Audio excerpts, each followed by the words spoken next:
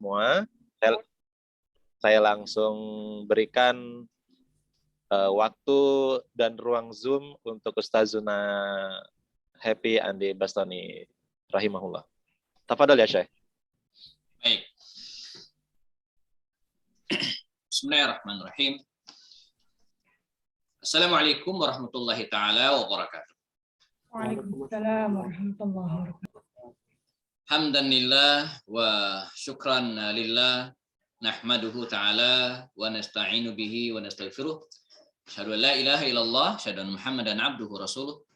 Allahumma shalli ala hadzal nabiyil karim wa ala alihi wa sahbihi ajma'in. Rabbi shrah li sadri wa yassir li amri wahlul 'uqdatan min lisani yafqahu qawli. Asbahna ala fitratil Islam wa kalimatil ikhlas wa ala dini nabiyyina Muhammadin sallallahu alaihi wasallam wa ala millati abina Ibrahim hanifa wa ma kana minal musyrikin. Para peserta kajian RQS Rumah Quran As-Sa'adah, Ustadz Miftah Tauhid, Ustadz Eri Nugroho, kemudian beberapa teman yang lainnya, ada Ibu Herlina Hilda.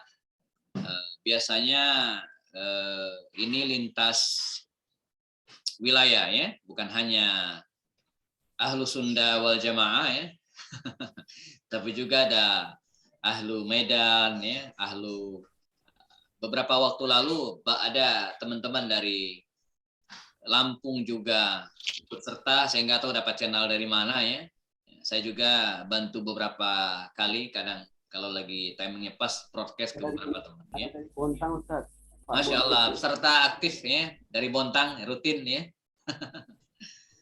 Ya, nampak juga Ibu Irma ya, kemudian yang lainnya Kang Doni Irawan ya. Ahlan bikum jami'an, bertemu lagi dalam serial kajian Sirah Sahabah ya, Sirah As-Sahabah, sejarah hidup para sahabat Rasulullah. Saya diminta oleh Ustadz Miftah tadi, Ustadz masuk saja pukul 9.10. Walaupun saya sudah standby sebelum jam 9 ya, karena emang nggak kemana-mana ya. Tadi pagi habis subuh ngisi kajian teman-teman dari Cinta Quran ya, ada 135 peserta ya habis subuh. Nah, ini ketemu dengan RQS ya, nanti Jumatan pada zuhur ada satu agenda lagi dengan teman sekolah alam. Nanti pada maghrib ada satu lagi. Ya, pada subuh, duha, habis zuhur, habis maghrib. Jadi 4, 5 dengan Jumatan. Masya Allah. Tapi saya mulai merapikan jadwal karena sudah mulai ada yang offline ya sebagian. Ternyata sebelum pandemi jadwal saya itu rata-rata 53 ya titik. Kemarin saya rapikan sudah 49. Jadi 80% sudah mulai full lagi. Kegiatan baik yang offline ataupun online. Nah, di antara yang kita sudah mulai rutin adalah kajian bersama dengan RQS ya, Rumah Quran Sa'adah. Kalau ustadz-ustadz yang lain ada Ustadz Abdul Aziz Abdul Rauf, ya, beliau bicara tentang Al-Quran ya, adab-adab dan kemudian hikmah-hikmah ayat Al-Quran ya.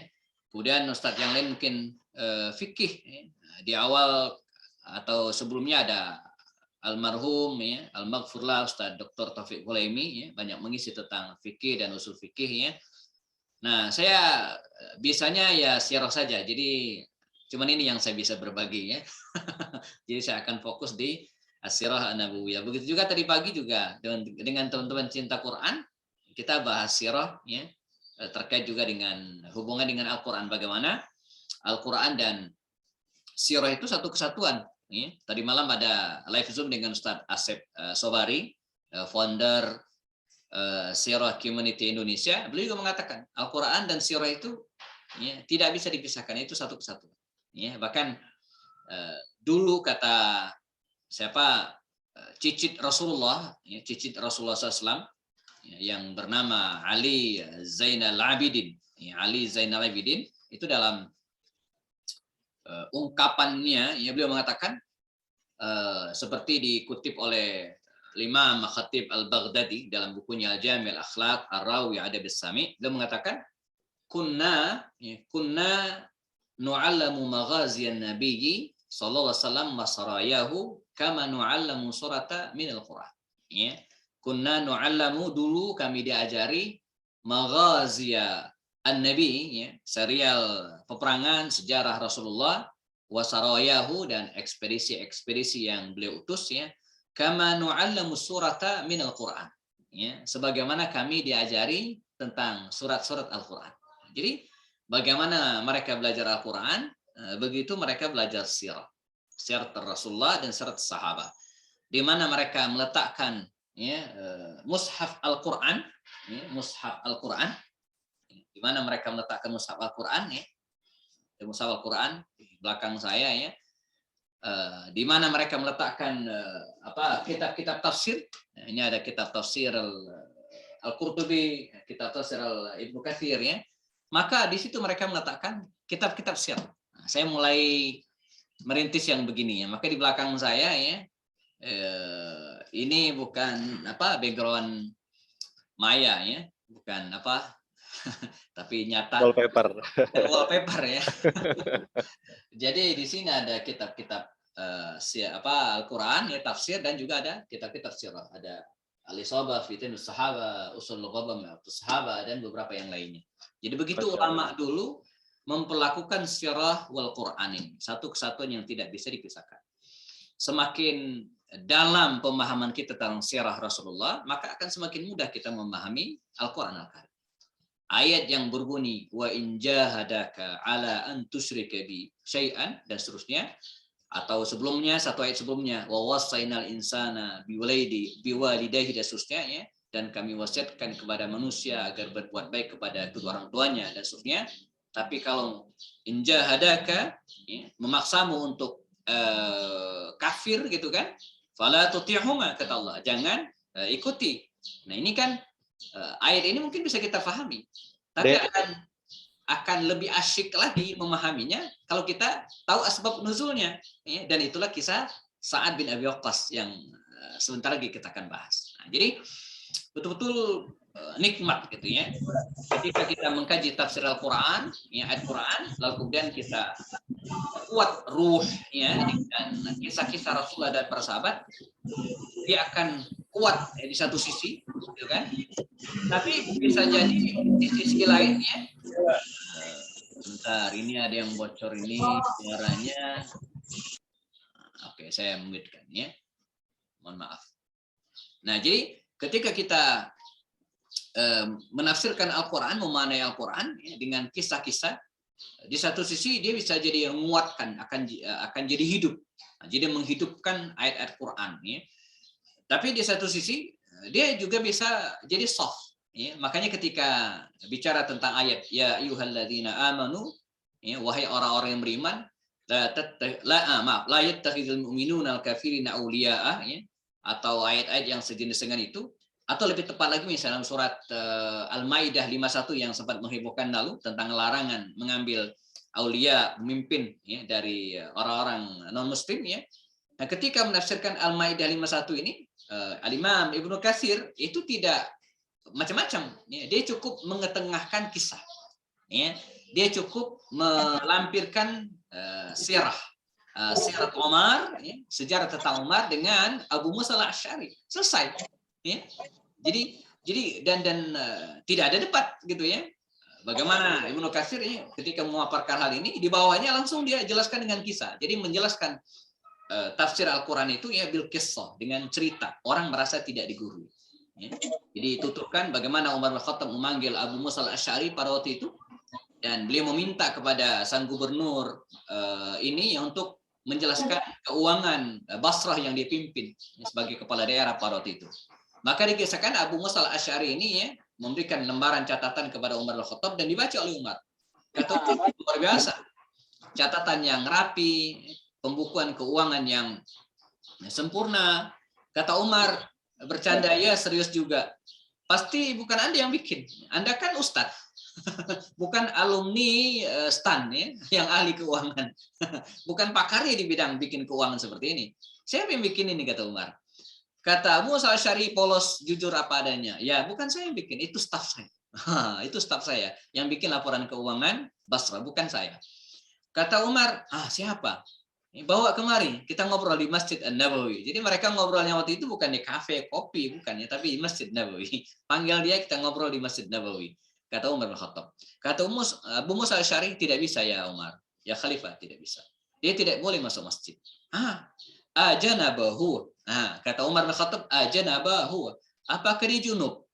Sehingga tidak boleh masuk masjid. Kata Abu Asy'ari, enggak. Staf saya itu, penulis atau sekretar saya itu ya, huwa Nasrani. Dia Kristen. Ya, dia Kristen. Kalau begitu kata Umar, pecat. Maka dia membaca firman Allah surat Al-Maidah ayat 51. Selesai. Clear gitu kan? Selesai. Jadi intinya apa? Kalau diangkat menjadi di sekretaris saja nggak boleh, apalagi lebih dari itu gitu kan? Maknanya demikian. Jadi sebuah ayat ditafsirkan oleh Imam Ibnu Katsir dengan sebuah kisah sirah sahabat. Dia akan lebih kuat di satu sisi, tapi di sisi lain dia menjadi lunak, jadi nggak galak. Ya. Jadi biarkan masing-masing orang berpendapat dan begitulah fakta. Nah, ini hubungan antara Al-Quran dan sirah ini teman-teman sekalian ya begitu erat, tidak bisa dipisahkan. Dr. Ramadan Al-Buti sendiri ketika memberikan pengantar kitabnya Fiqh Shorah juga mengatakan hal yang sama di antara ahamiyat ta'allum syarat nabawiyah, pentingnya kita belajar syarat nabawiyah, kata beliau adalah ya untuk memudahkan kita memahami Al-Quran dan Al-Hadis ya. Bersama kita pada pagi hari ini Sa'ad bin Abi Waqqas ya. Ini adalah sahabat Nabi yang ke-6 yang kita bahas. Abu Bakar Siddiq, Umar bin Khattab, Utsman bin Affan, Ali bin Abi Thalib, Abdurrahman ibnu Auf, dan hari ini kita berkenalan dengan Sa'ad bin Abi Waqqas. Satu di antara al-asyara al-mubasysyirin bil jannah. Ya, satu di antara 10 sahabat yang dijamin masuk surga. Kisah Sa'ad bin Abi Waqqas ini panjang. Ya, sepanjang usianya. Ya, jadi beliau termasuk generasi sahabat Nabi yang diberikan oleh Allah Subhanahu wa taala usia yang cukup panjang gitu ya. Dalam banyak riwayat ya, dikisahkan ya, beliau wafat di era pemerintahan Muawiyah bin Abu Sufyan tahun 54 Hijriah, sekitar 1 atau 2 tahun sebelum wafatnya Aisyah. Aisyah kan 56 57 ya. Nah, beliau ya wafat sekitar 54 atau 55 Hijriah ya. Di masa pemerintahan Muawiyah bin Abu Sufyan ya, karena Muawiyah bin Abu Sufyan itu memerintah dari tahun 41 Hijriah sampai 60 Hijriah ya, 20 tahun beliau menjadi khalifah di Bani Umayyah Damaskus, Suriah hari ini ya. Jadi usianya panjang sekali, jauh setelah Nabi wafat. Nabi wafat tahun ke-11 ya. Nah, dia wafat tahun 54 pada usia lebih dari 80 tahun. Jadi waktu itu para sahabat Nabi udah dikit lagi, udah banyak yang meninggal. Umar sudah wafat, Utsman, Ali, Amr bin As, tinggal sahabat-sahabat junior, ya seperti Abdullah bin Umar, Abdullah bin Abbas, anak-anaknya para sahabat. Ya, jadi anak-anaknya para sahabat. Nah, ada hal yang menarik didiskusikan tentang sosok Sa'ad bin Abi Waqqas ini ya, karena dikabarkan makamnya di Cina, makamnya di Cina gitu ya. Saya dari tadi coba buka slide, coba saya buka ya, dan mohon izin di share ya. Oke ya. Ini yang membuat sahabat Nabi ini sering diperbincangkan ya, didiskusikan ya, karena ada riwayat mengatakan ya beliau dimakamkan di Cina ya, tepatnya di sebuah tempat yang dikenal dengan Guangzhou atau Guangdou. Ya, saya nggak tahu mana orang Cina sini. Mohon diluruskan cara bacanya gimana ya. Dan saya di tahun 2006, ya 2005 atau 2006 sekitar itulah ya, pernah kemari, ya ke Guangzhou, Cina. Ya. Waktu itu ada undangan dakwah di Hong Kong ya, di Hong Kong untuk yang kesekian kalinya ya. Ingat waktu itu saya bareng dengan wakil Bupati Bandung ya, wakil Bupati Bandung yang artis itu ya, Sahrul Gunawan ya. Jadi kami ke sana, Sahrul Gunawan pulang ya. Nah, saya dengan Bang Saiful Anwar, ini ada di foto ya, melancong ke Cina. Ya, sengaja kami luangkan waktu, nyebrang, kan tinggal nyebrang dari imigrasi Hong Kong, ya, nyebrang ke Shenzhen, Cina, naik kereta api ke Guangzhou. Sekian hari kami berada di situ dan tujuannya emang untuk menjelajah wilayah yang dianggap sebagai tempat Islam pertama kali mendarat di China, ya, yaitu Guangzhou, provinsi Guangzhou. Ini provinsi tua, ya. Nah, keliling dan kami menemukan gitu kan dengan segala kesulitan dan kisahnya ya, karena orang Cina itu nggak bisa bahasa Inggris, nggak bisa bahasa Inggris dan saya nggak bisa bahasa Cina, ya sudah. Ini Jaka Sebung bawa laptop namanya ya. Jadi nanya ribet minta ampun susah, bahkan tawar menawar barang ya, nanya hotel itu susah minta ampun ya. Tapi akhirnya bisa juga ya. Dan terakhir kami menemukan sebuah kompleks pemakaman Muslim gitu ya, kompleks pemakaman Muslim. Dan begitu masuk, ini foto saya ya, di atasnya ini ada tulisan. Ya. Sampai sekarang masih ada nih tulisan. Kalau jamaah bisa baca, coba saya gedein dikit ini ya. Monitornya ya. Nah, ini ada tulisan di atasnya itu. Bentar. Oke ya. Raudhah Abi Waqqas. Yang tulisan atas, yang Arabnya ya. Itu ra waw dot ta, Raudhah Abi Waqqas. Ya. Kalau tulisan bawahnya saya nggak paham apa bacanya, tapi mirip-mirip lah barangkali ya. Nah, di dalamnya ya ada makam seperti ini yang sebelah kiri saya ya. Nah, di depannya juga ini saya zoom gede ya. Ada tulisan the history of this well has been more than sekian tahun ya. 1300 years. It was built due to memorizing Sahabi Sa'ad bin Abi Waqqas, who is uncle of Prophet Muhammad SAW, according to history. Jadi intinya apa? Masyarakat setempat ya, dan kemudian dibuatlah monumen gitu ya, meyakini mi'ah bil mi'ah gitu kan, 100% begitu kira-kiranya. Makam itu adalah makam itu didirikan ya, untuk memorizing, mengenal ya, sahabi maksudnya sahabat Sa'ad bin Abi Waqqas yang sedang kita bicarakan hari ini ya.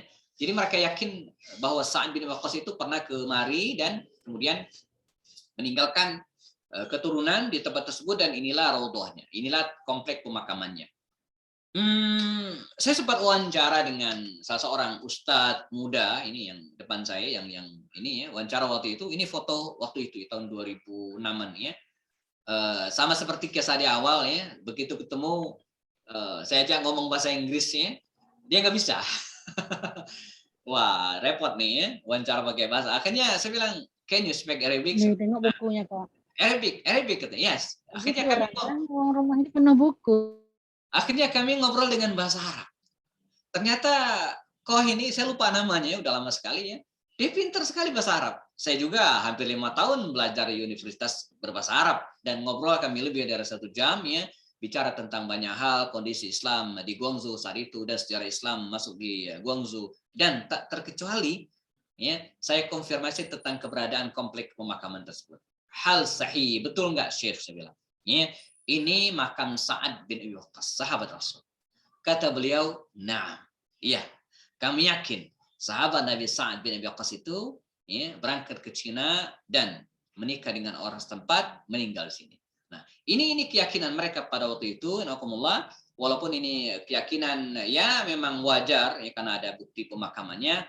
Namun kalau kita telusuri sejarah hidup Sa'ad bin Abi Waqqas ini, saya tiba pada kesimpulan, wallahu alam ya, sulit rasanya menyebut Sa'ad bin Abi Waqqas itu dimakamkan di Cina.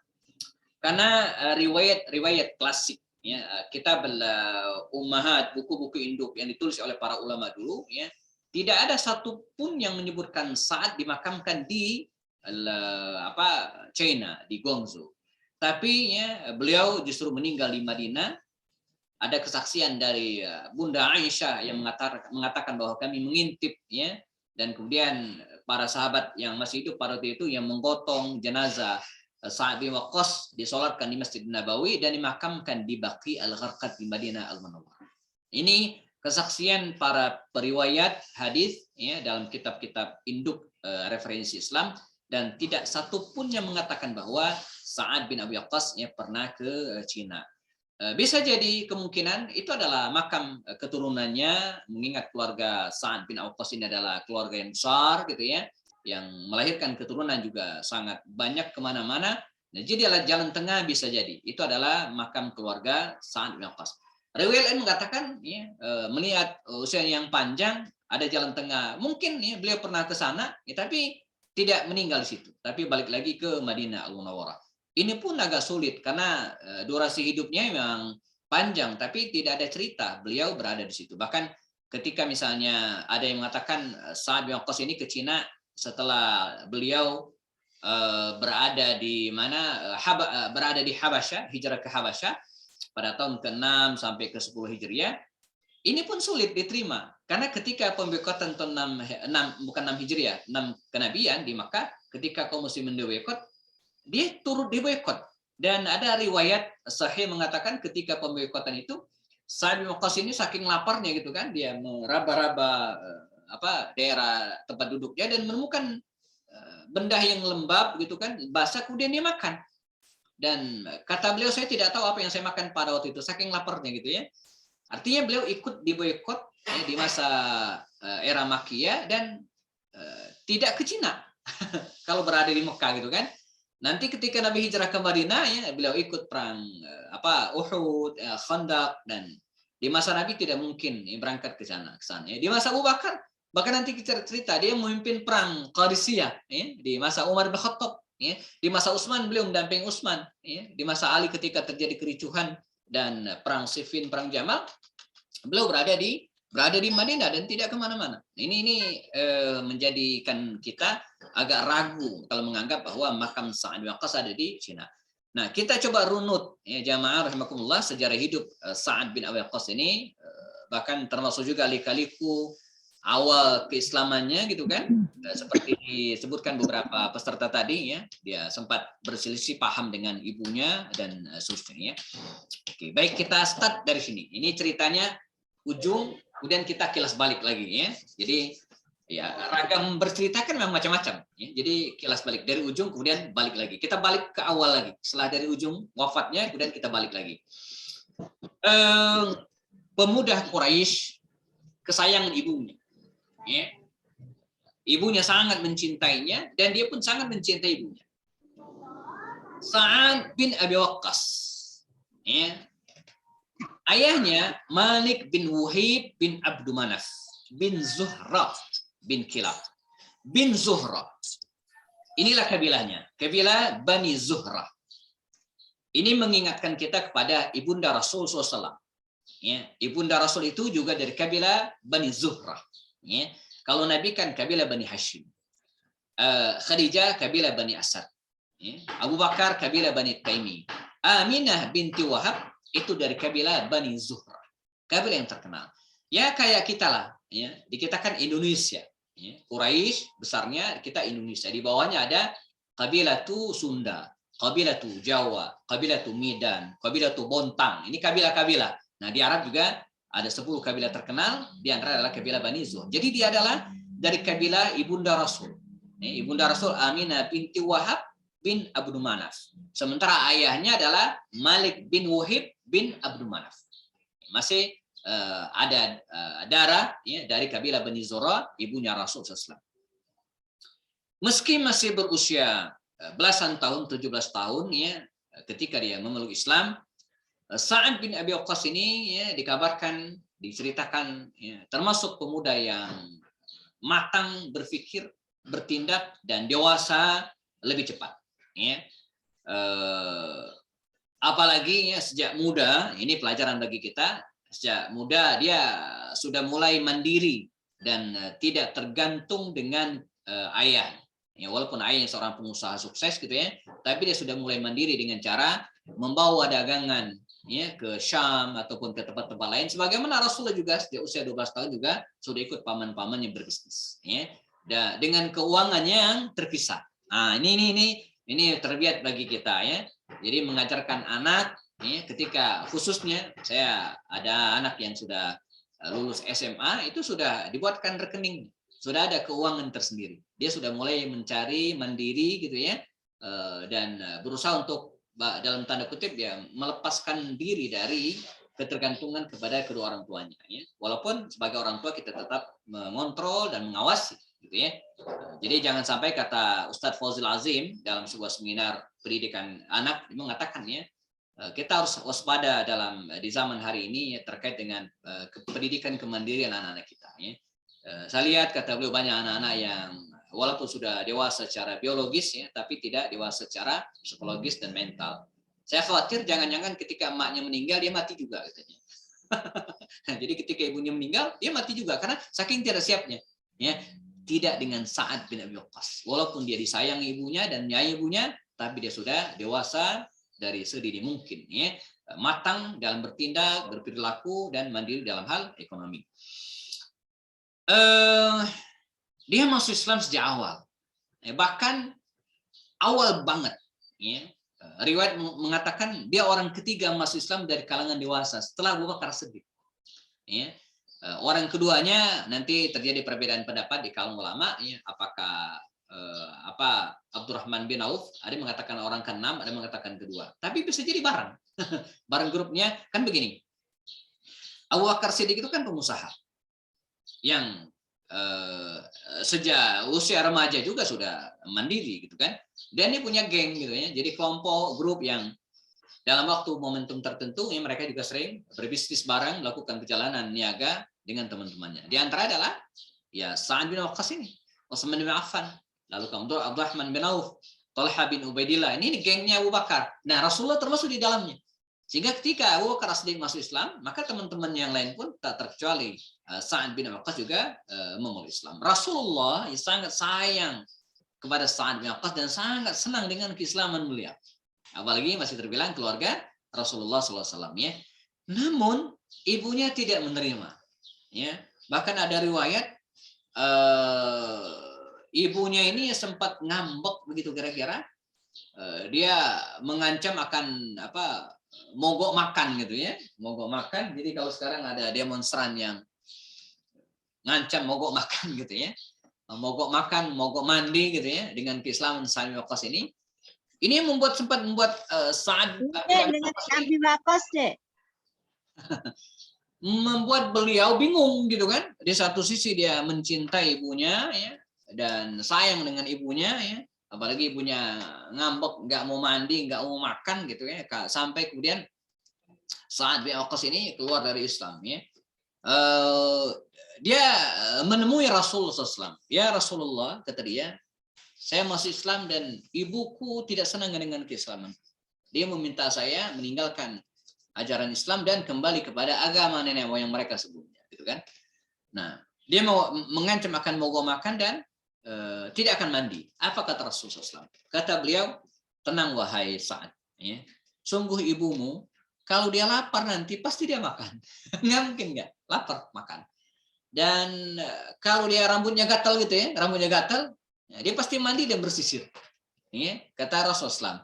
Maka turunlah firman Allah Subhanahu Wa Taala dalam surat Luqman, ya, tadi disampaikan.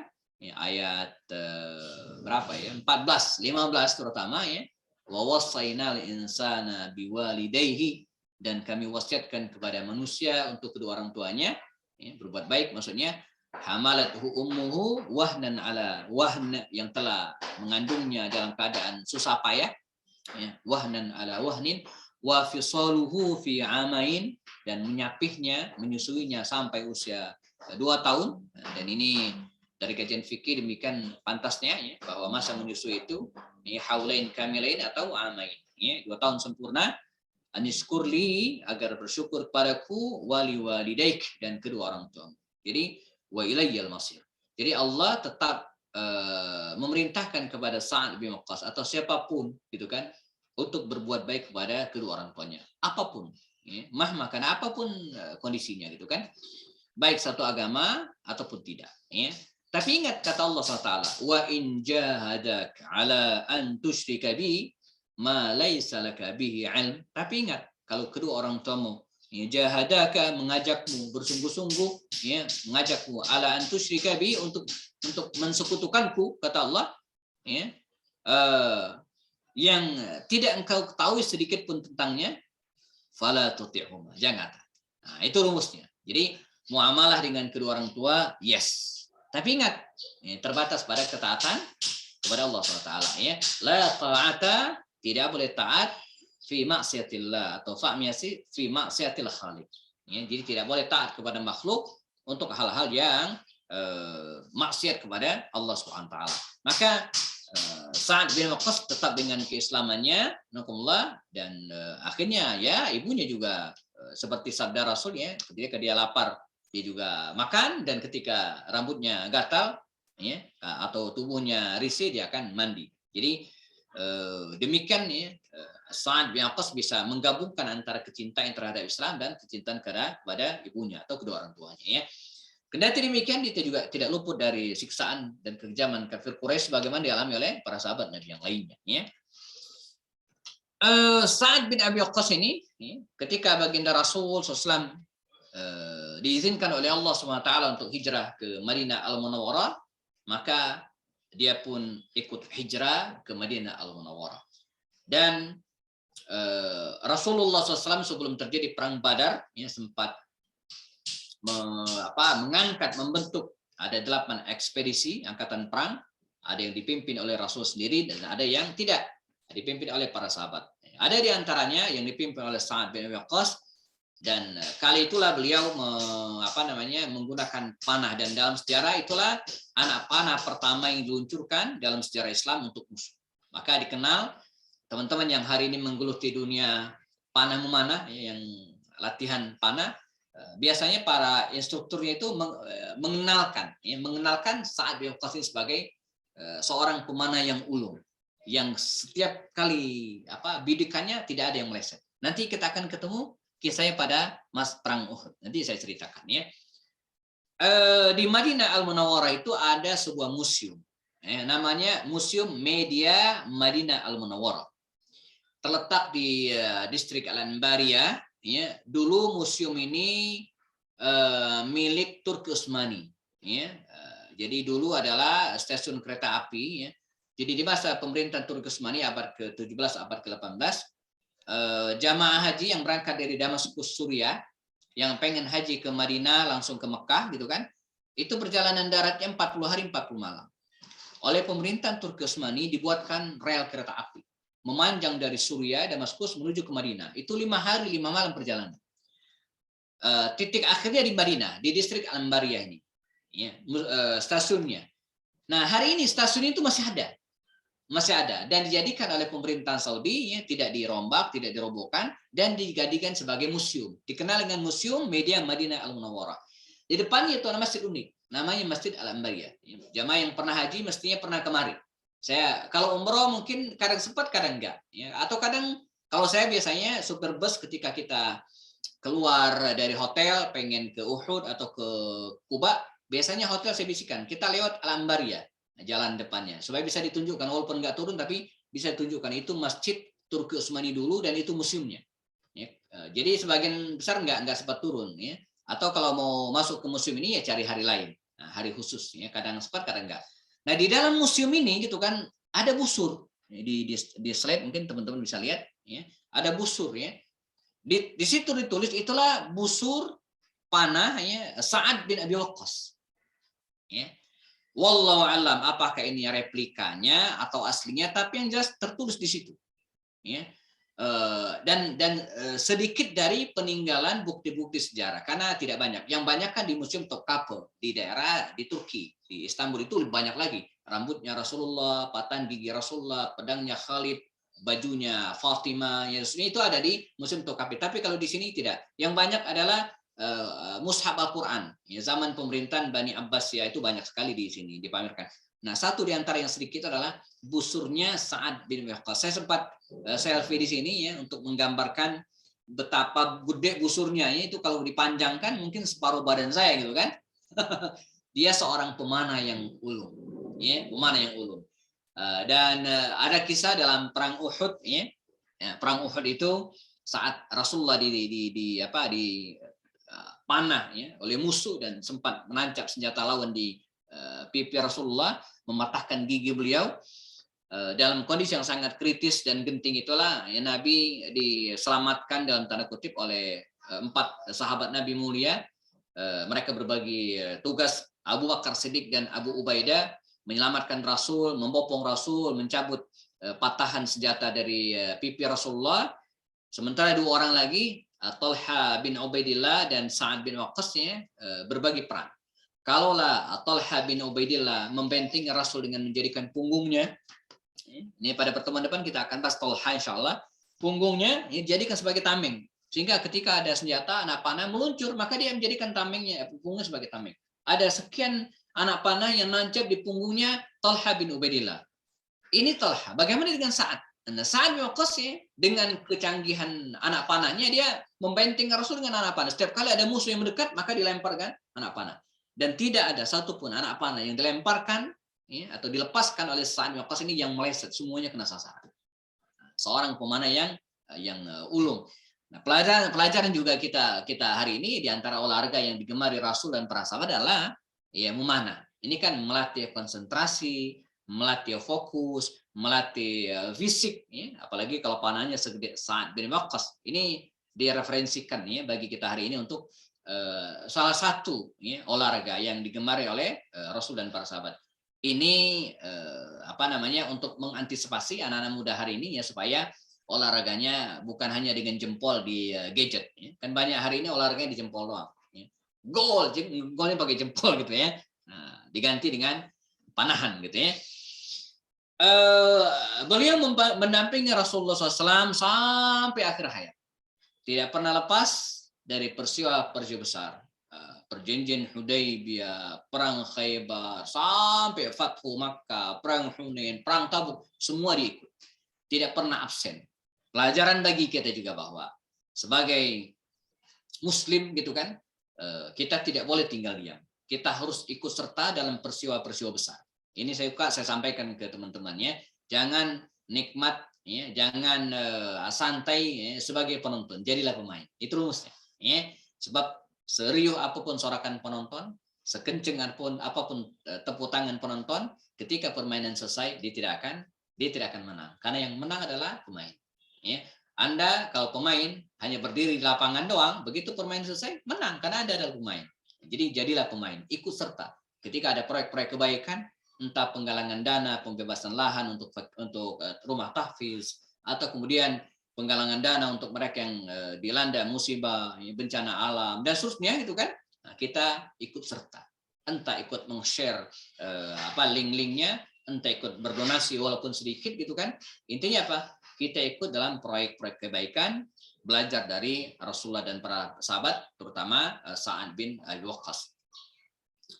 Rasulullah wafat dan pemerintahan dipegang oleh Abu Bakar Siddiq ya, dengan sepenuh amanah, dan Sa'ad bin Abi Waqqas juga demikian, ya, ikut serta dalam memerangi, menumpas para nabi palsu pada waktu itu, ya. Dan yang lebih menarik lagi, walaupun beliau orang yang sangat dekat dengan Rasulullah, tapi dalam pemerintahan Abu Bakar Siddiq ya, dia sangat taat kepada pemimpin. Ini disebut dengan at-ta'atu mal qiyadah, ketaatan kepada seorang pemimpin bernama Abu Bakar Siddiq. Abu Bakar wafat, digantikan oleh Sayyidina Umar al-Khattab. Ya. Di awal pemerintahan Umar, ya, sepeninggal Abu Bakar Siddiq, pasukan kaum muslimin ya, sudah bersentuhan dengan pasukan Romawi dan juga dengan pasukan Persia. Kalau dengan pasukan Romawi itu ada perang besar namanya perang Yarmuk. Ya, perang Yarmuk di akhir atau sekitar tahun 13 Hijriah. Nah, melawan pasukan Persia itu ada perang besar namanya perang Qadisiyah, karena tempatnya di Iran, di Al-Qadisiyah. Ya. Ada kekhawatiran awalnya pada diri Khalifah Umar menghadapi pasukan Persia yang besar ini. Ya. Maka di tahun ke-15 Hijriah dikisahkan Umar bin Khattab ya, menghimpun pasukan besar gitu kan untuk menghadapi pasukan Qadisiyah yang jumlahnya tidak kurang dari 200.000 tentara. Ya. Maka Umar membuka registrasi ya, pendaftaran bagi mujahidin untuk berangkat ke Qadisiyah. ke Iran untuk menghalau pasukan Persia, kerajaan Persia pada waktu itu ya.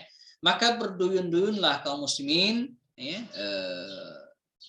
jika ditotalkannya itu mencapai angka 41.000 orang. Memang jauh dari pasukan musuh. Kaum muslimin 41.000 orang, sementara pasukan Romawi, pasukan Persia 200.000 tentara. Nah, sempat diskusi di kalangan para sahabat senior pada waktu itu. Ya. Ada Abdurrahman bin Auf, ada siapa lagi? Talha bin Ubaidillah, dan ada Ali bin Abi Thalib, Utsman bin Affan. Ini pasukan besar ini, 41.000 tentara ini, siapa pemimpinnya? Umar awalnya pengen berangkat. Kata Umar, saya yang pimpin langsung. Kata para sahabat, jangan ya Umar. Anda khalifah. Ya. Jadi kalau Anda berangkat, terus siapa yang mengendalikan Madinah Al-Munawwarah? Kata Umar bin Khattab, kan ada Ali. Kan ada Ali bin Abi Thalib katanya. Tidak. Akhirnya mereka, kata Abdurrahman bin Auf, sebenarnya kita punya singa, Asad. Ya, kita punya singa katanya itu kan. Tapi Asadun fil firash. Tapi singa ini lagi tidur. Singanya lagi di kasur gitu ya. Terus bangunin. Maka mereka membangunkan singa yang sedang tidur. Sa'ad bin Abi Waqqas. Dibangunkan saat ini kiasan saja ya, maksudnya singa yang sedang tidur ya dia memang singa petarung ya, tapi waktu itu belum ditugaskan, itu maksudnya ya, membangunkan singa yang sedang tidur ya, dibangunkanlah dan berangkatlah Sa'ad bin Abi Waqqas memimpin 41.000 tentara melawan 200.000 pasukan Persia. Nah, qadarullah jamaah, ketika mereka bertemu, tantangan itu dahsyat luar biasa. Di sini kepiawaian, dan kemudian strategi serta kemampuan seorang Sa'ad bin Abi Waqqas betul-betul diuji. Pertama, jumlah pasukan jauh lebih besar.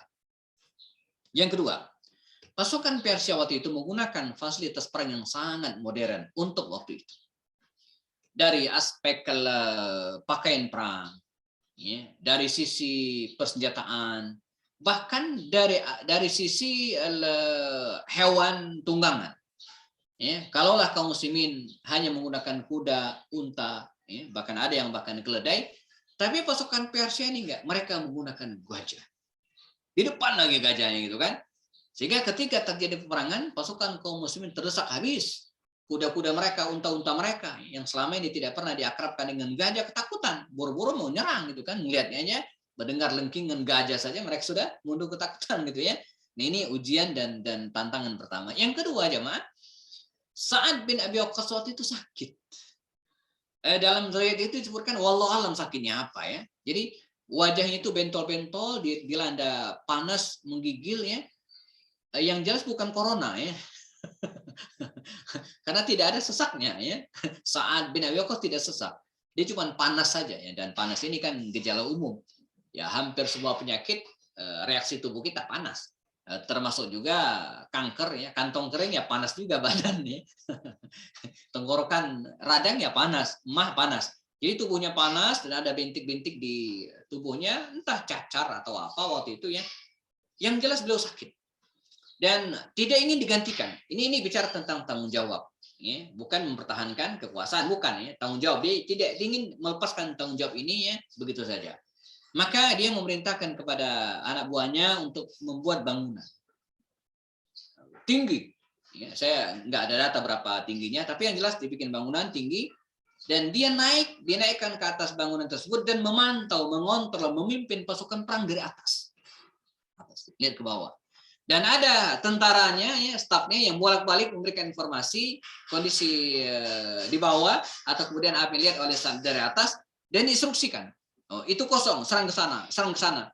Jadi dia memimpin pasukan perang ya, dalam kondisi sakit, dan ini mengingatkan kita kepada Jenderal Sudirman yang memimpin perang gerilya juga dengan ditandu gitu kan. Nah ini pelajaran betul-betul dari kita bahwa sakit dan kemudian kekurangan itu tidak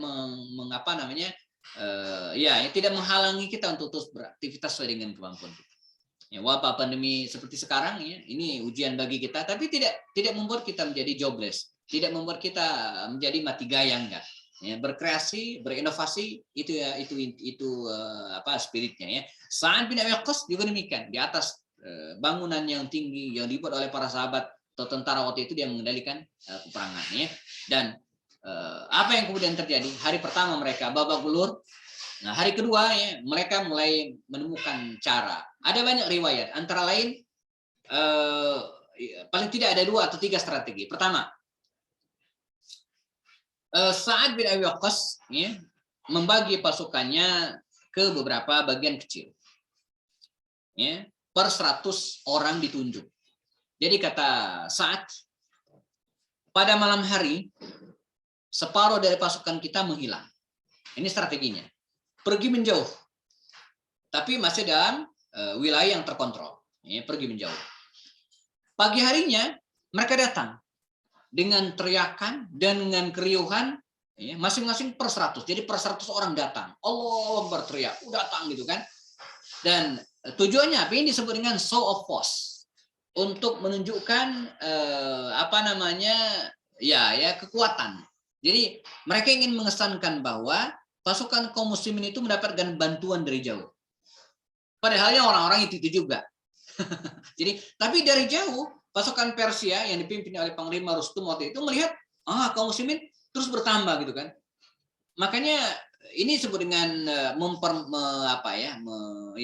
memanfaatkan atau memainkan data gitu kan. Nah, tapi tidak hoax ya, beneran gitu ya. Hanya sama seperti Rasulullah ketika Fatuh Makkah kan sama. Ketika berangkat ke Mekah, ya, beliau meminta para sahabat untuk menyalakan obor, dan obornya masing-masing 1 orang 2 obor. Sehingga jumlah 10.000 orang itu kalau mengangkat obor itu jadi 20.000.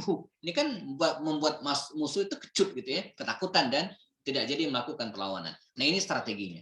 Ya, jadi dari jauh mereka datang ya, seolah-olah ini pasukan baru, padahal bukan. Ya, padahal bukan. Nah, dengan strategi ini ditambah lagi dengan strategi Qa'qa'ah bin Amr. Saya harus lihat jam ini ya. Qa'qa'ah bin Amr. Qa'qa'ah bin Amr ini membuat strategi dengan cara apa? Dengan cara dia melihat bagaimana sih cara menaklukkan gajah ini gitu kan. Pertama dipanah orangnya, dipanah yang tentara yang di atas gajah itu dipanah, jatuh dia, naik lagi yang baru. Jadi nggak habis-habis, jumlah mereka kan 200.000. Ya. Nah akhirnya Qa'qa'ah bin Amr ini dan teman-temannya anak-anak muda yang lain, ini mereka yang berasal dari Taif pada awalnya ya, kabilah-kabilah Bani Tamimi dan seterusnya. Ya. Mereka mengubah strategi. Jadi yang ditombak, yang dipanah itu bukan orangnya, tapi gajah. Gajah ya, sulit memang, tapi mematikan. Yang mereka incar adalah matanya. Ya. Maka kalau teman-teman lihat filmnya Omar itu menarik ilustrasi ini. Jadi gajah itu ditombak matanya, gitu kan? Sehingga ketika mata ini ditombak, dilempar dengan panah, gajah kan ngamuk. Yang diinjak-injak siapa? Ya orangnya sendiri. Jadi gelapakkan gitu kan? Ini strategi yang sangat dahsyat. Di samping kepahlawanan para sahabat sendiri dalam peperangan tersebut. Sehingga perang berlangsung 3 hari dan dengan izin Allah, dengan pertolongan Allah, kaum muslimin berhasil memenangkan pertempuran. Walaupun jumlah yang korban perang pada itu sangat banyak, ribuan orang, ada yang mengatakan 5.000 atau bahkan sampai 7.000 orang ya, banyak sekali ya. Dan pasukan Persia juga lebih banyak, tak terhitung jumlahnya. Sebagian ditawan oleh kaum muslimin. Di antara yang ditawan itu adalah Hurmuzan ya. Ada juga yang tawanan yang paling penting disebutkan namanya Abu Lu'ul Fairuz ya, yang kemudian membunuh Sayyidina Umar bin Khattab radhiyallahu anhu ya. Kita pernah ceritakan tentang peristiwa terbunuhnya Umar. Nah, tidak cukup sampai di situ ya, melewati sungai Tigris mereka menyeberang ke Iran ya, lalu kemudian masuk ke sebuah kota namanya kota Madain ya. Nah, ketika menyeberang dan masuk ke kota Madain ini ya, ada peristiwa menarik. Mereka bagaimana cara melewati sungai ini gitu kan, dan saking semangatnya mereka gitu kan, kuda-kuda mereka itu mereka genjot gitu kan, mereka pecut ya, untuk nyebrang sungai, sehingga terkesan ya, dari jauh mereka ini pasukan yang bisa lari di atas sungai. Padahal sih ya kuda nyebrang sungai, tapi musuh melihat mereka itu lari ya, kuda-kuda itu seperti berjalan di atas sungai, menyeberangi sungai tersebut sampai ke kota Madain di seberangnya. Ini keberanian yang luar biasa ya. Musuh juga melihat mereka suatu saat ya ada mata-mata musuh ya sedang mengintai kaum muslimin, dan satu hal yang membuat mereka bergetar dan kemudian menjadi down ya semangat mereka tentang sikap atau kemudian ikatan ukhuwah Islamiyah di antara kaum muslimin. Selain sholat berjamaah yang bersama, makan bersama, bahkan ada satu hal ketika salah seorang di antara tentara kaum muslimin tersebut ya, mangkok ataupun wadah makannya itu diterbangkan angin dan kemudian jatuh ke sungai dan dihanyutkan, itu ya tentara-tentara kaum muslimin yang lain lari ya beberapa orang dan berlomba menyelamatkan tempat makan tersebut. Nah, ini yang menurut tentara Persia luar biasa ya, mereka kalaulah untuk menyelamatkan tempat makan, tempat minum saja mereka luar biasa begitu, apalagi untuk menyelamatkan temannya. Ya, ini dilaporkan kepada panglimanya, membuat mereka semakin gemetar ketakutan, dan pada akhirnya kota Madain yang dikenal sebagai simbol kekuasaan kota Persia jatuh di tangan kaum muslimin dengan tentara perangnya Sa'ad bin Abi Waqqas. Ya. Dan ada kisah menarik juga di sini ya. Di antara mereka mendapatkan harta rampasan yang sangat banyak dari kerajaan Persia yang lumpuh ini ya. Dan sekian harta rampasan perang itu yang bagus-bagus dipilih dimasukkan ke sebuah peti. Ya, masukkan ke sebuah peti ya, ditutup dan dikirim ke Madinah. Ya. Khalifah Umar sendiri yang berhari-hari menanti informasi dari Qadisiyah, bagaimana kabar Qadisiyah ya. Di suatu saat ya Umar sendiri sedang berada di pinggiran kota Madinah Al-Munawwarah. Setiap kali ada yang masuk ke kota Madinah ditanyain, Anda dari mana? Oh kak, saya dari misalnya Palestina. Oh saya dari sini. Dan sampai utusan Sa'ad bin Waqqas ini tibalah di Madinah. Ya. Dia datang masuk Madinah, ya. Utusan Sa'ad bin Waqqas ini mengendarai kuda. Ya. Umar bertanya, Anda dari mana? Kata dia, saya dari Qadisiyah. Utusan Sa'ad bin Waqqas. Ya. Lalu utusan ini, utusan tentara biasa ya, naik kuda, sementara Umar bin Khattab jalan kaki di sampingnya ya. Karena asik bertanya, laki-laki ini ya lupa dia nanya dengan siapa dia jalan gitu kan. Sampai di depan Masjid Nabawi di pusat kota Madinah, orang-orang kemudian menyapa Umar ya. Assalamualaikum ya Umar, assalamualaikum ya Khalifah. Dia baru kaget, ternyata yang di samping adalah Umar, Khalifah. Lalu kemudian buru-buru turun dan memberitakan tentang kemenangan kaum muslimin.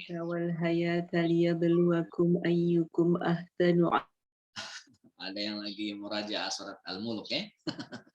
Nah, jadi akhirnya ya berita tersebut sampai ke Madinah dan tidak lama kemudian dikirimkanlah simbol harta rampasan perang berupa peti tadi, dan ketika dibuka isinya perhiasan dan kemudian baju kebesaran Raja Persia yang kemudian dipakaikan kepada Suraqah bin Malik ya, Al-Mudliji. Ya, sosok ini yang dulu pernah ketika hijrah disampaikan oleh Rasul bahwa dia akan mengenakan pakaian kebesaran kerajaan Persia, dan momentum itu tiba pada waktunya. Ya. Nah, sisanya jamaah sudah sampaikan tadi, dia terus mendampingi para Khalifah Rasyidin di masa Umar, di masa Utsman, di masa Ali, dan satu hal yang disampaikan sebagai penutup, ketika terjadi fitnah di masa Ali bin Abi Thalib, ada dua peristiwa besar ya, perang Siffin dan sebelumnya perang Jamal ya. Sa'ad bin Waqqas termasuk orang yang menghindar. Ya, beliau tidak ingin terlibat dalam peristiwa tersebut, dan ini istihad masing-masing. Beliau menghindar ya, dan berada di Madinah walaupun di pinggiran kota Madinah ya, berjarak sekitar 6 atau 7 mil dari kota Madinah, dari pusat kota Madinah. Beliau berdiam diri di situ, dan kemudian sampai akhirnya pada pemerintahan Muawiyah bin Sufyan ya, beliau wafat ya, pada usia 80 tahunan di tahun 54 Hijriah. Riwayat mengatakan, walaupun tadi mengatakan sampai ke Cina, tapi riwayatnya harus ditelusuri ulang. Sementara kita dapatkan dalam kitab-kitab induknya, beliau ya wafat di Madinah Al-Munawwarah dan dimakamkan di kompleks pemakaman Baqi Al-Gharqad, sebagaimana yang kita ketahui dari beberapa referensinya. Nah, Sa'ad bin Abi Waqqas ini seorang sahabat Nabi yang dikenal juga dengan keluarga besar. Dia menikah, dan dalam kitab mana ya? Ya, ada Buyutul Mubasysyirina bil Jannah ya. Dalam buku ini ya.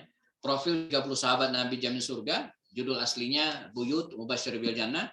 Dikisahkan ada beliau ini menikah dengan beberapa orang wanita, yang mengatakan 11 atau 12 orang, tapi tentu tidak secara bersamaan tentu saja ya. dan melahirkan banyak keturunan, lebih dari 30 anak gitu ya, 30 sekian anaknya. Dan dia termasuk orang yang apa ya, doanya itu diijabah oleh Allah SWT. Allahumma stajib di saat idza da'a. Ya, kata Rasul, Allahumma stajib, ya Allah kabulkanlah doa Sa'ad bin Abi Waqqas ketika dia berdoa. Jadi doanya sangat-sangat mustajab.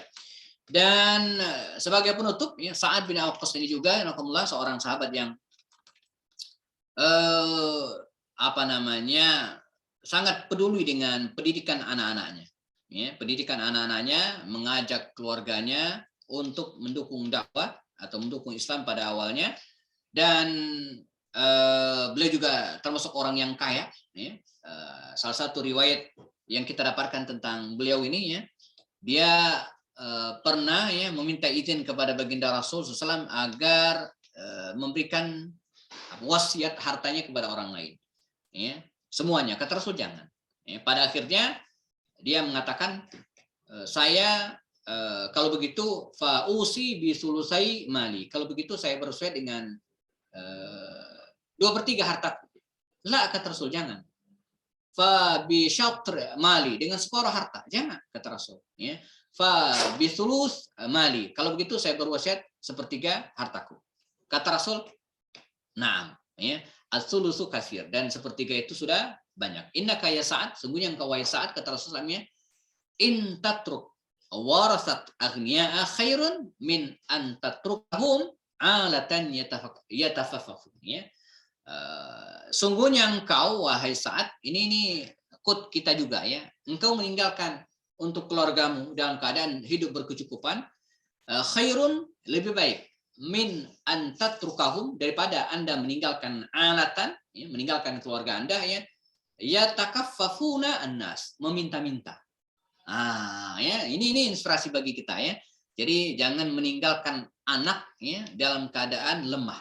Dalam surat An-Nisa sebelum bicara tentang warisan juga ada pesan dari Allah agar kita tidak meninggalkan anak yang lemah.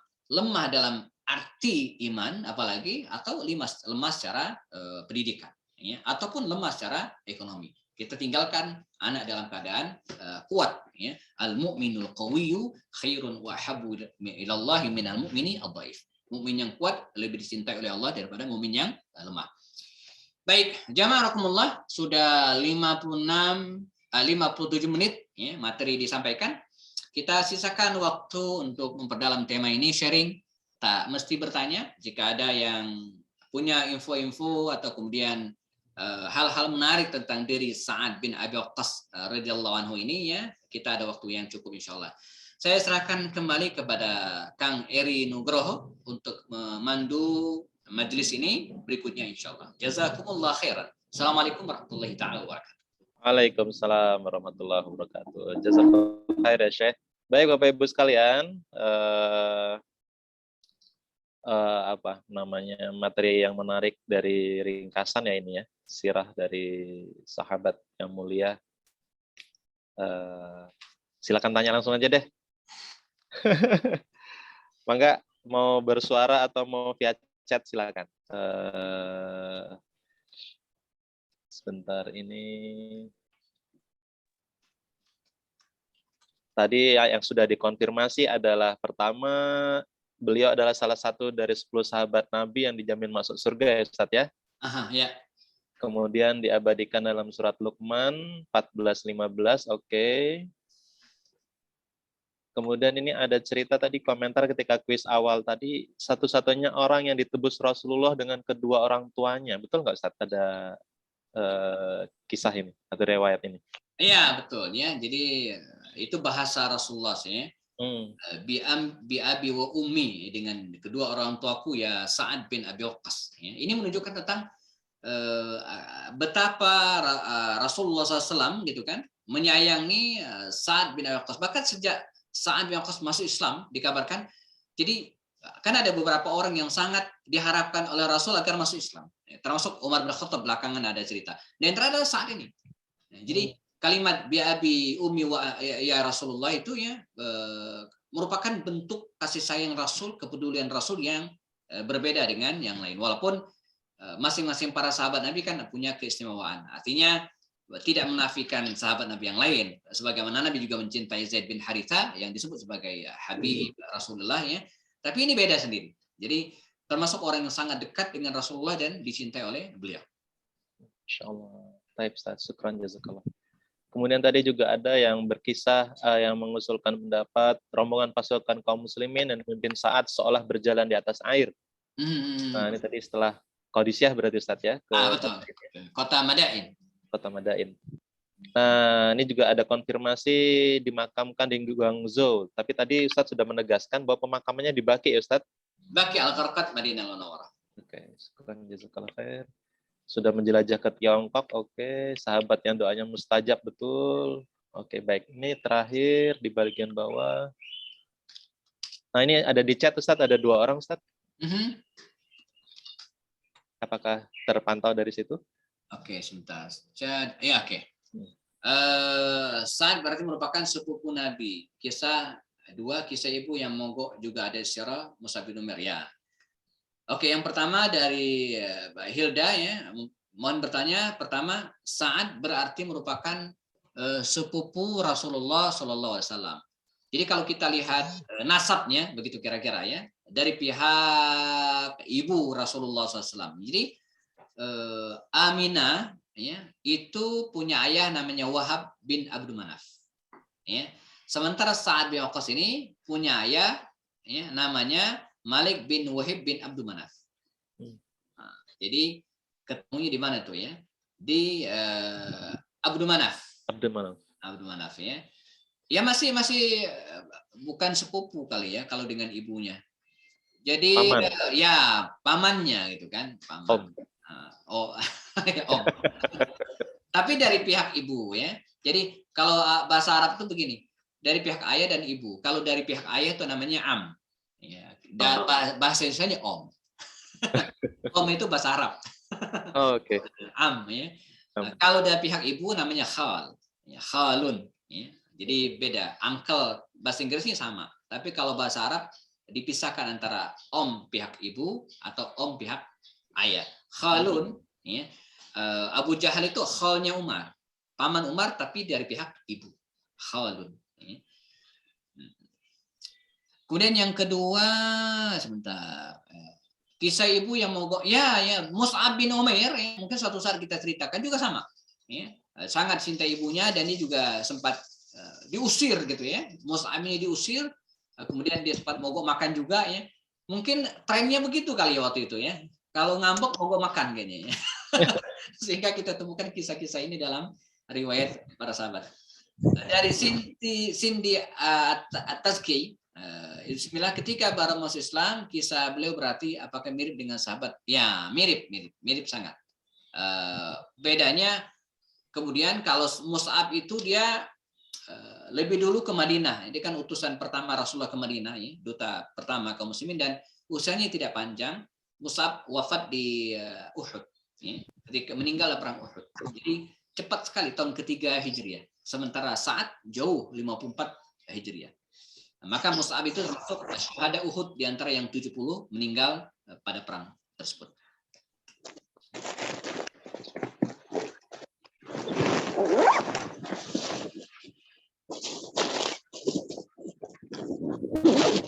Ada lagi? Monggo silakan. Baik, silakan. Dari Bapak Ibu ada yang mau ditanyakan, boleh langsung suaranya dihidupkan jika ada yang mau ditanyakan. Atau lewat chat juga masih bisa. Oke. Ustadz, ini tadi kan sempat dicuplik tentang diamnya beliau, Sa'ad bin Abi Waqqas, dalam perang Siffin ya, kalau itu boleh disebut perang begitu. Yeah. Kalau dalam kajian di Sadaqah itu, Ustadz Asep Sobar itu menyebutnya musibah, bencana, bukan perang. Yeah. Yeah. Itu kira-kira apa yang menyebabkan beliau berdiam diri atau abstain gitu ya, tidak memihak kedua pihak, memihak salah satu. Barangkali ada riwayat tentang cerita itu, Ustaz? Iya. Jadi yang menempuh jalan seperti Sa'ad bin Abi Waqqas ini bukan hanya beliau ya. Belakangan Abdullah bin Umar, Abdullah bin Amr bin As juga mundur gitu ya. Mengapa? Karena begini, sulitnya memilih gitu ya, berpihak kemana ya.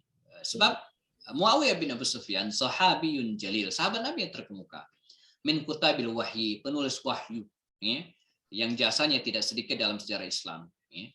Bahkan Imam Ahmad bin Hambal mengatakan cukuplah kita mencurigai keislaman seseorang itu ketika dia menjelek-jelekan Muawiyah. Kalau ada orang yang menjelek-jelekan Muawiyah itu kita sudah pantas mencurigai keislamannya. Artinya luar biasa. Sementara sosok Ali, siapa yang terkenal? Menantu Rasulullah, khalifah yang sah.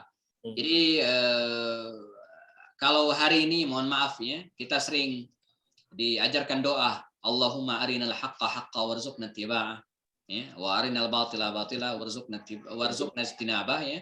Ya Allah, tunjukkan kami yang benar itu benar, yang salah itu salah ya. Nah, tunjukkan yang benar agar kami bisa mengikuti, dan tunjukkan yang salah agar kami bisa menjauhi. Ini bagus dibaca kalau jelang pemilu ya, di mana kita bingung ya. Maka kebingungan kita hari ini sebenarnya itu belum seberapa dibanding dengan kebingungan para sahabat Nabi dulu. Iya, iya. Kita hari ini ya pilihan-pilihan politik yang kadang jelas banget mana yang mesti didukung dan mana yang tidak, itu kelihatan ya. Jadi kelihatan banget gitu ya, mana yang didukung. Teman-teman yang berada di DKI Jakarta pada pilkada sebelumnya ya, saya bilang jelas banget mana yang harus didukung dan mana yang tidak gitu ya. Enggak terbanyak pusing. Tapi para sahabat Nabi dulu di hadapan mereka ada Ali dan ada Muawiyah. Ada Aisyah dan ada Ali ya dalam perang Jamal. Ini kan luar biasa gitu ya. Luar biasa. Jadi kalau wajar kalau ada yang menyebut bukan perang, ini adalah waq'ah ya, tragedi. Kalau saya menyebut tragedi. Tragedi sebuah peristiwa yang sangat disesalkan, fitnah, ya, musibah. Nah, saat ya lebih cenderung untuk mundur, ya, lebih cenderung untuk mundur dan tidak berpihak pada keduanya. Ini pilihan saja. Tapi bukan berarti beliau anti kekuasaan, anti politik, anti dengan hal-hal yang sejenisnya, bukan. Buktinya beliau juga ikut berjihad, mendampingi para khalifah setelahnya, bahkan menjaga hubungan dengan sangat baik dengan kedua orang itu, baik dengan Aisyah ataupun dengan Ali, atau dengan Ali dengan Muawiyah, tidak ada masalah dalam diri mereka. Ini pilihan-pilihan dan yang diambil oleh sosok seperti Sa'ad bin Abi Waqqas. Ya. Walaupun demikian kita juga tidak boleh menyalahkan orang-orang seperti Ammar bin Yasir yang juga ikut berperang dan kemudian meninggal dalam perang Siffin. Atau kita juga tidak boleh mencela Amr bin As atau kemudian sahabat Nabi yang lain juga berpihak kepada Muawiyah. Ini ijtihad. Jadi begini, kalaulah dalam bidang fikih kita boleh berbeda pendapat. Ini kata almarhum guru kita Ustaz Dr. Taufik Ulaimi ya. Dalam fikih itu kita bisa berbeda pendapat dalam fikih. Padahal fikih itu kan ranahnya benar atau salah. Fikih itu benar atau salah loh ya. Bid'ah dan tidak bid'ah itu ranah fikih itu ya. Nah, itu saja kita boleh berbeda. Apalagi politik boleh banget berbeda pendapat ya. Nah, pilihan politik itu kan kadang benar salahnya itu 5 tahun kemudian baru ketahuan. Oh, ternyata 5 tahun lalu saya salah pilih gitu ya. Waktu itu benar perasaan gitu kan. Ternyata berubah. Nah, jadi maka fanatisme dalam pilihan politik itu kadang ya harus kita tahan juga gitu ya, supaya ya tidak menjadi keyakinan yang final ya, karena bisa jadi keliru. Saya termasuk orang yang agak menghindar ya menulis biografi para tokoh yang masih hidup. Ya, khawatir akhir hayatnya berbeda dengan apa yang kita tulis. Nah, makanya kalau teman-teman hari ini minta saya bicara tentang hal-hal yang bersifat futuristik gitu ya, entah tanda-tanda hari kiamat atau seterusnya, saya cenderung menghindar. Saya bicara yang masa lalu saja nih, Sirat Nabawiyah, sejarah peradaban Islam ya. Karena udah aman, udah final, udah selesai. Dia nggak akan berubah lagi. Tapi kalau bicara tentang ciri-ciri hari kiamat, itu banyak tuh ustaz-ustaz yang keliru gitu ya. Nah, jadi ya ini berbagi tugas. Ini berbagi tugas. Saya ngomongin yang masa lalu, ya ustaz-ustaz lain mau ngomongin yang futuristik ya sifatnya, boleh-boleh saja.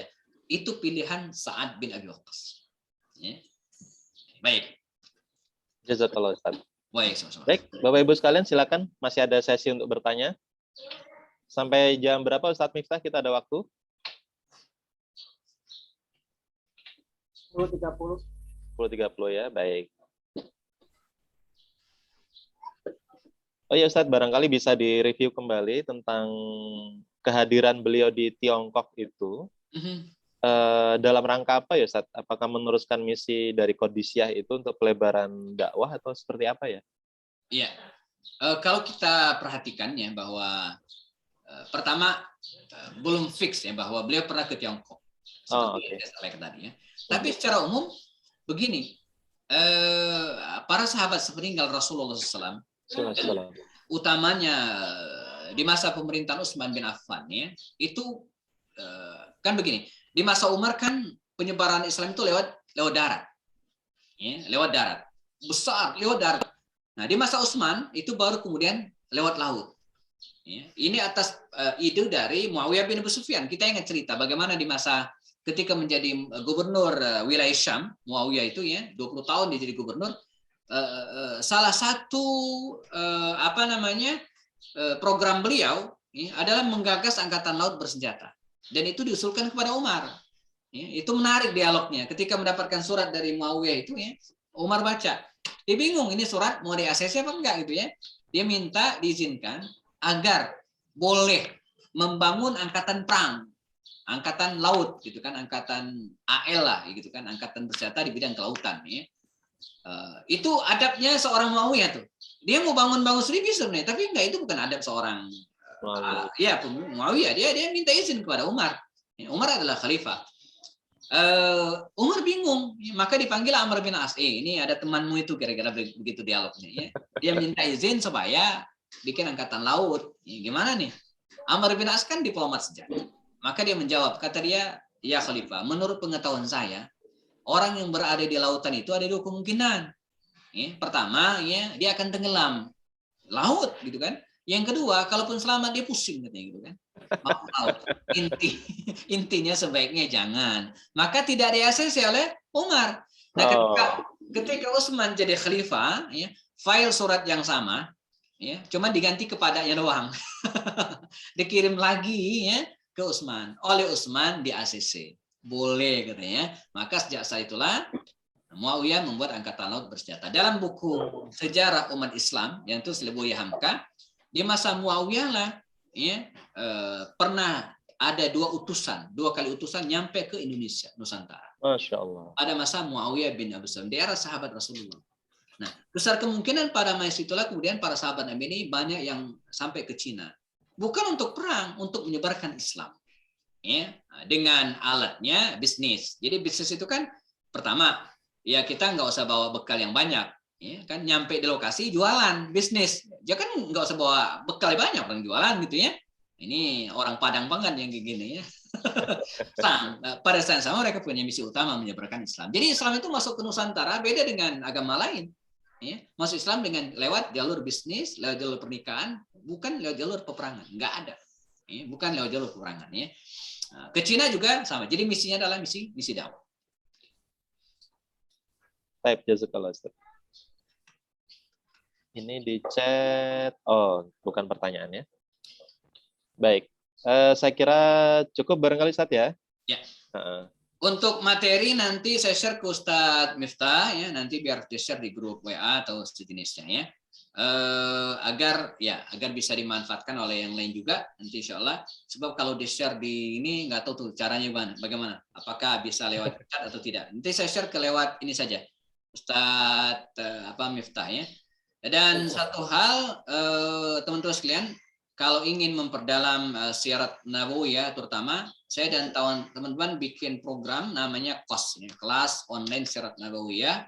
Ini di launching tadi malam, coba saya share di chat ya, nanti tinggal teman-teman copy saja ya ininya, tinggal klik. Nah, ini kelasnya nanti silakan yang pengen bergabung gitu kan. Kemudian yang kedua ini berbasis komunitas. Jadi kita sedang mengumpulkan para peminat syirat Nabawiyah belajar bersama. Selain jadi anggotanya nanti membernya bisa mengakses 105 video gitu ya, eksklusif ya. Dan nanti setiap 2 atau 3 pekan sekali kita akan bikin kajian siro dan mengundang beberapa ustadz yang lainnya. Semalam itu dengan Ustadz Asif Sobari. Ya. Kemudian pada 2-3 pekan kemudian mungkin ada Ustadz Akmal Syafril, Ustadz Salim Fillah, ya, Ustadz yang lain ya. Insya Allah kita akan ramaikan dunia persirohan. Dan selain RKS, sekira tetap lanjut saja gitu ya. Mungkin itu sekedar tambahan. Jazakumullah khairan. Baik. Dan saya kembalikan kepada host. Tafadhol. Alhamdulillah, syukran jazakumullah khair ya Syekh. Alhamdulillah materi yang sangat bermanfaat, menambah pemahaman dan pengenalan kita pada sahabat yang sungguh mulia dan luar biasa. Baik, selaku MC kami menyampaikan terima kasih atas kehadiran dan berkenan Ustadz Happy Andi untuk menyampaikan pengetahuan dan sharing pada kita semua. Bagaimana Ustadz Miftah? Ada yang mau diumumkan lebih lanjut? Minta doa dari Ustadz untuk terakhir. Baik. Minta doa dari Ustadz Happy untuk terakhir. Oh ya, mohon izin untuk dipandu doa Ustadz Happy. Baik. Jamaah rahimakumullah, di hari penuh berkah Jumat ini kita sejenak tutup majelis KT dengan bacakan doa. Saya akan pimpin, yang lain mengaminkan di rumah. Semoga Allah SWT mengabulkan semua hajat kita. Ya. Amin. Para ustadz, ustazah, Ibu Kinken Aninda yang peserta aktif, Masya Allah luar biasa. Alhamdulillah. Yang lain juga. Tangan di kiri udah belum tadi. Apa? Iya. Tangan. Ya. Oke, baik. Bismillahirrahmanirrahim. Wassalam wa radiyallahu ta'ala an sadatina wa sabbi rasulillah ajmain walhamdulillahi rabbil alamin. Hamdan syakirin, hamdan na'amin, hamdan yuafi na'amahu yukafi mazidah. Rabbana lakal hamdu kama yanbaghi li jalali wajhikal karim azim sultanik. Allahumma rabbana zalamna anfusana wa illam taghfir lana wa tarhamna lakunanna minal khasirin. Allahumma rabbana hab lana min azwajina wa dhurriyyatina qurrata a'yun waj'alna lil muttaqina imama. Amin. Allahumma arzuqna 'ilman nafi'a wa 'amalan mutaqabbala wa rizqan halalan tayyiban mubarakan ya rabbal alamin. Amin. Allahumma rabbana hab lana min azwajina wa dhurriyyatina qurrata a'yun waj'alna lil muttaqina imama. Amin. Allahumma rabbana ja'alna muqimis salah wa min dhurriyyatina rabbana taqabbal du'a. Allahumma Amin. rabbana yassir umurana kullaha wa la tu'assir. Allahumma yassir umurana kullaha wa la tu'assir. Allahumma Amin. yassir umurana kullaha wa la tu'assir ya rabbal alamin. Rabbana Amin. atina fid dunya hasanah fil akhirati hasanah wa qina adzabannar. Amin. Alhamdulillahirabbil alamin. Demikian. Alhamdulillah. Assalamualaikum warahmatullahi wabarakatuh. Assalamualaikum warahmatullahi wabarakatuh. Ustadz Miftah, Ya. ini ada teman-teman yang minta bergabung ke grup WA Ustadz.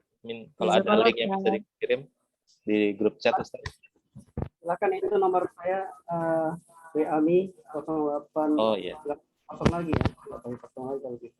Baik Bapak Ibu sekalian yang mau bergabung di grup WA Rumah Quran Sa'adah untuk mengikuti majelis taklim berikutnya, di sini ada link langsung dengan Ustadz Miftah, silakan diklik untuk meminta link grup WA.